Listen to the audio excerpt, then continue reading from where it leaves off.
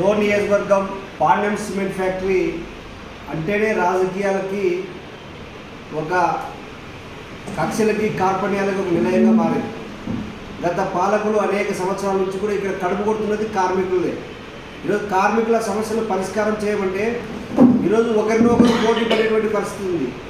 దీనిపైన మేము సిపిఐగా కార్మికుల సమస్యల పరిష్కారం కోసం చేసేటువంటి ఉద్యమానికి సంపూర్ణంగా మద్దతు తెలియజేస్తా ఉన్నాం.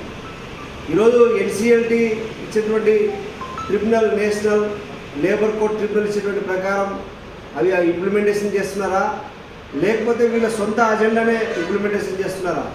ఒకవైపునేమో బుగ్గన రాజేంద్రనాథ్ రెడ్డి, మరొక వైపున ఎమ్మెల్యే సూర్యప్రకాష్ రెడ్డి గారు, వీరిద్దరు కూడా కార్మికులని ఫుట్బాల్ ఆడుకొని ఫ్యాక్టరీని మూతపడేటువంటి పరిస్థితి ఉంది. ఈరోజు ఖచ్చితంగా పాండ్యం సిమెంట్ ఫ్యాక్టరీని పునరుద్ధరించాలి. గతంలో బకాయిలు కార్మికులకి వచ్చినటువంటి బకాయిలు వెంటనే చెల్లించాలి.